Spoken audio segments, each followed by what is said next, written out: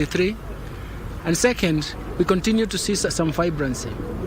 But third, but that is second, you can see that vibrancy and also economic vibrancy is actually related even to seeing how inflation is behaving in terms of stability and the exchange rate. The relative price structure is very, very important for us because it shows the allocation. Actually, it is the relative price structure is the one that signals allocation of resources. But as I said, that economic recovery is fragile. It can be devoured by, like, for example, the weather shocks. We have seen massive weather shocks. How do we protect it?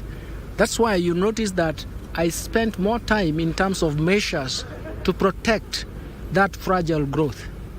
One of them is through investments. We have to increase production and productivity. That is very, very important for us. It is very, very important to also to know that that recovery is anchored on revenue generation. That revenue generation is through taxes and levies and fees, because we don't have capacity for any left capacity for extra or additional debt. We are already suffering from heavy debt burden. So in a sense, we want to make sure that we institute those reforms, those programs, those projects, and even intervention measures that will protect that growth. And that's where we are. And you see that the theme itself is very, very important. We want to make sure that we accelerate bottom-up economic transformation agenda. We want to invest in mitigation and adaptation because of climate change, and want to create strong resilience. That is very, very important to us, and that is why that theme is very, very important. So I think that is a nice summary, given that you may not even hear what I'm saying. I hope you can hear me. Can you hear me?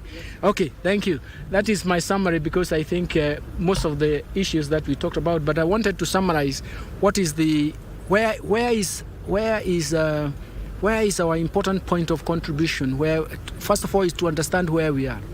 Secondly is to understand where we are coming from. And third, we have to define where we are going and take steps towards where we are going. And that is where we believe it's very, very important. We have challenges in terms of employment, especially our youth.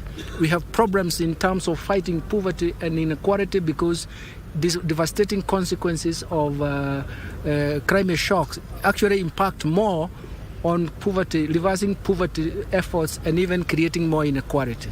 And that is something that we do. So maybe I can take questions. Godfrey? The budget you just presented was 3.9 trillion, but the chairman of the Budgets and Appropriations Committee did say that it is 4.006 trillion. Where is this discrepancy coming from? There is no discrepancy. We are starting from saying how much deficit can we manage given the times we have. You have to realize that whenever you have a fiscal gap, fiscal deficit, you are accumulating debt in future. We have no space to accumulate debt. So in a sense, we have all rationalized and come back to that figure. That figure is the one we have nationalized, and that is an objective we have to create for us all. Yes. My name is Duncan Hemba from NTV. Two quick questions for starters, if I get another chance and another try. One, this morning, Treasury has given the physical deficit at 597 billion. That is different from the figure that we had. What has informed this change of physical deficit figure that we are getting today and the way that you are making the public pronouncement? And secondly, let me first of all answer that. That is the policy we are pursuing out of considerations, discussions, and even looking at where the resources are. We are going to move to a 3.3% fiscal gap, fiscal deficit, and that is the figure we are going to live in. Compare that with last fiscal year. We were at 5.7%, about 925 billion. We cannot continue doing that. It's related to her question that the moment we have a higher deficit, we are accumulating debt. Debt today, it means that it has to be repaid tomorrow. So we are increasing future cost. That's the whole idea. Then the most important thing, and maybe coming from the private sector, you have to understand, the moment you see a larger fiscal deficit, it tells you that government is going to finance that budget through borrowing, or it is, and that can contribute to instability in future, because if you don't borrow adequately. The second thing is that you are going to see a lot of instability because you are accumulating debt in the future. So we have to say, how much resources do we have? How can we remit that gap? And that is where, after due consideration and going through and checking through all our resources, we have said that that is what we have to live with. That is what is likely to support growth. I started by saying we need to support that fragile growth. You don't support that fragile growth by running a large deficit, isn't it? You start taking stock in terms of where the pain points are. The issue of pending bills, the figure that you gave is what one would say does not even qualify to be termed as a drop in the ocean. But the question I want to ask, some time back there was an audit on the pending bills, which seems that it's clear that we are still deep in the hole. The question of the pending bills, what happened to the audit? I don't know about the audit. What I know is that we have a committee that is verifying that is legally going to do its work. The second thing is that we are starting from 2005 to 2022. What is it? We want to make sure that we stem that pending bills menace, isn't it? We don't want to talk about how much will be the pending bills. What we have reported is how many cases came up and how much before the verification process is going on. But the bottom line is this: that audit is not equivalent to the committee that we have. We are creating a finality. There could have been an audit. It may have given some pointers in terms of where we are. But right now, we want to make sure that we cross that chapter. We cross that chapter because pending bills is a menace. On one side, those who are still holding debt on the government and have not been paid for years, as we are starting from 2005, you can imagine what it means to their suffering, what happens to their investment, and what happens to their businesses. That's why we want to say this is the end of that. We want to do this with a finality. We should appreciate that and look at history and try to live down that bad history. We want to live it down by coming to a finality. Okay? I wanted to know what percentage of the national government revenues is the public sector wage bill consuming, and we've been seeing this trend going on even with the last administration, freezing or hiring of civil servants. We've extended it by 1 year. Is it working? I showed that the wage bill consumes 38.2%. Isn't it? It is very clear. You said it very clearly. You know, I am a teacher. Please, I have to mark your exams if you're not careful. But the most important thing is that we have to move to the recommended rate of 35%, isn't it? The second thing is that we also need to look at the mix, the skills mix. And there is a ratio in public sector. That's why we want to go back to SRC and say, please, let's get back. First of all, we freeze everything. And second, let's go back to the mix. And third, let's also try to see what other measures can help us in terms of improving this.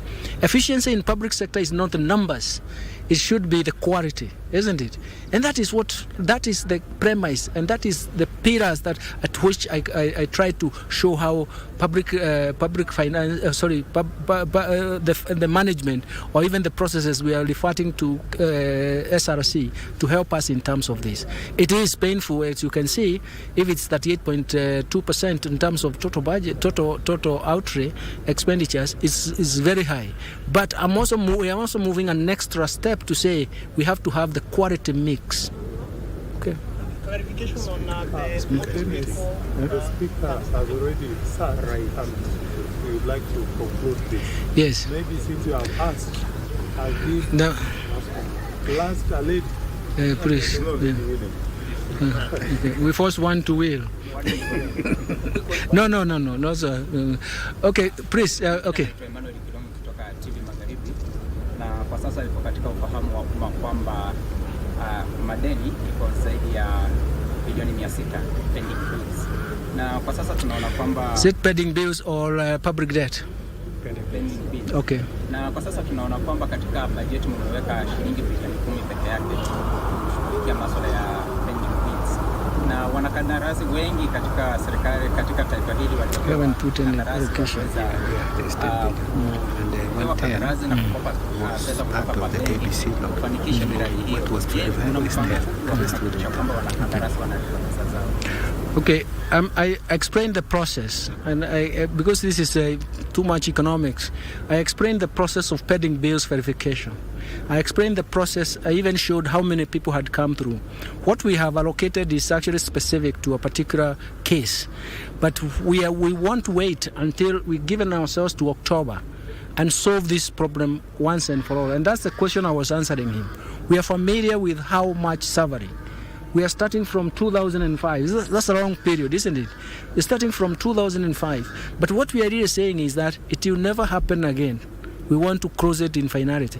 I hope one day you translate it in Swahili for me, but I wanted to make sure that I make that point very clearly, because where we are moving from June 2005 to October, to October 2022 is because we want to close that chapter. We want to close that chapter and make sure that when you do business with the government, your business should not sink, isn't it?